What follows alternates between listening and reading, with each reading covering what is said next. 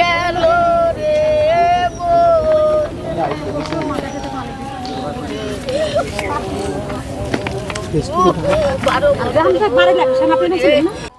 Phone টিপতে টিপতে আসতেছিল, কানে হেডফোন ছিল, এই ট্রেন আসতেছিল, হরেন মরেন দেশে।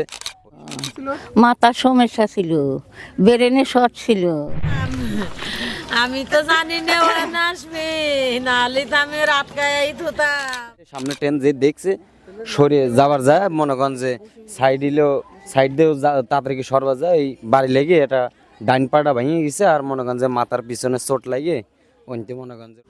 সুপ্রিয় দর্শক, আজ সকাল 11:20 দিকে কালুখালীর আমার ঠিক সামনে কালুখালী উপজেলা চত্বর এবং পিছনে রয়েছে কালুখালীর বাস স্ট্যান্ড, যেটাকে চাঁদপুর বাস স্ট্যান্ড নামে পরিচিত। সেই চাঁদপুর বাস স্ট্যান্ড থেকে কিছুটা দূরে রেল লাইনে এক বুদ্ধি প্রতিবন্ধী 21 বছর বয়সী সুমন শেখ নামে এক যুবক ট্রেনে কাটা পড়ে মৃত্যুবরণ করেন।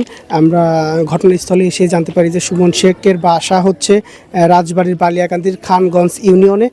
সে হচ্ছে গতকাল তার মামার বাড়িতে বেড়াতে আসে, মামার নাম হচ্ছে কাশেম। তারপরে তিনি হচ্ছে 11টার দিকে রেল লাইন দিয়ে হাঁটা আরম্ভ করে। ঠিক 11:20 যখন বাজে, আমাদের কালুখালী জংশন থেকে ভাটিয়াপাড়াগামী যে ট্রেনটি ছেড়ে আসে এবং সে রেল লাইনের পাশ দিয়ে হচ্ছে সে হচ্ছে কানে হেডফোন জাতীয় কোনো কিছু দিয়ে গান শুনতেছিল। সুমন শেখ যেহেতু বুদ্ধি প্রতিবন্ধী, যার জন্য সে ওইটা বুঝতে পারে নাই। ট্রেনের সাথে আঘাত লাগে এবং সে ঠিক সামান্য একটু দূরে সিটকে পরে দেখতে পাচ্ছেন যে সাদা কফিনে তার লাশ রাখা আছে।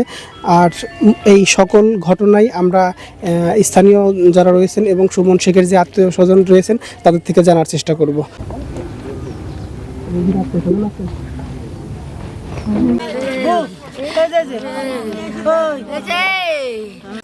মাথার সমস্যা ছিল, ব্রেনে শর্ট ছিল।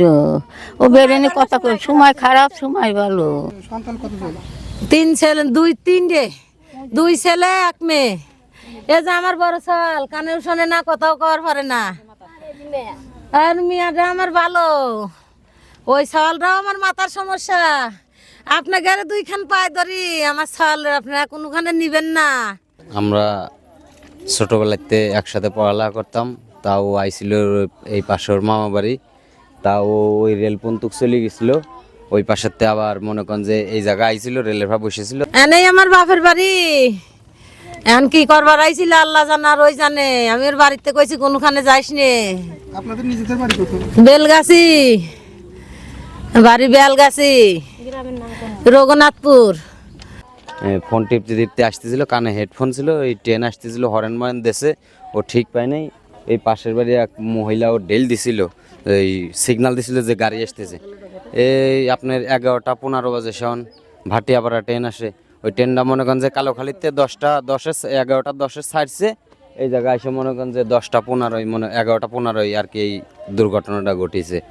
ওর একজন পাথর চাঙ্গা দিছিল, ও মনে করেন যে পরের লোক স্মরণ হয়েছে। সামনে ট্রেন যে দেখছে সরিয়ে যাবার যায়, মনে করেন যে সাইড দিয়েও তাড়াতাড়ি সরবা যায়, এই বাড়ি লেগে এটা ডাইন পাটা ভেঙে গেছে, আর মনে করেন যে মাথার পিছনে চোট লাগে ওইতে মনে করেন যে রক্তক্ষরণে মারা গেছে। আমি কি আসবার কইছিলাম? আমি তো জানি না ওরা আসবে, নাহলে তো আমি রাত গায়ে থুতাম। আমি তো আসবার কইস নেই। কিসের জন্য আলি, তাও সেই কোন দেশের মানুষ আর কোন দেশে আলি। আল্লাহ আল্লাহ রে, আমি তো কোনোদিন কই নেই যে তুই কোনোখানে যা। আমি রাত কাতুয়ার চেষ্টা করছি খালি। হাত ফসিকে বাড়া গেল আমার সওয়াল।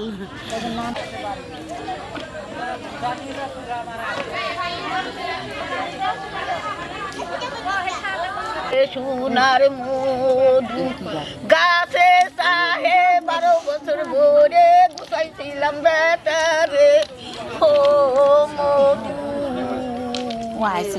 যে ওই জায়গাতে একজন ওর ডেলেতে আইছিল ওই পর্যন্ত, পরে মনে করেন যে ওই জায়গাতে বাড়ি খাইছে, বাড়ি খা ওই জায়গাটা পড়ছে, আর ওই কলার পাতার ওই জায়গা মাথা পড়ছে, ওই জায়গা হলো মনে করেন যে কলা পাতার তলে রক্ত।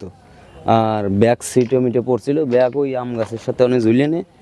আর হাতে মনে হয় ফোন ছিল, ফোন হয়তো সাইড সুইডি ফোন ওই জায়গা মনে হয় পড়ছিল, হয়তো ওর পরিচিত কেউ নিয়ে গেছে মামা টামারা।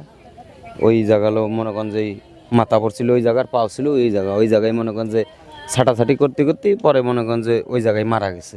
আমরা এসে দেখলাম যে নাক মুখ দিয়ে রক্ত বাড়া গেছে, ওই যে কলার পাতার তলে রক্ত।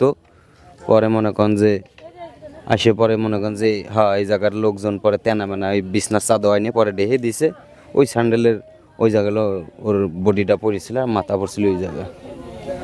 এই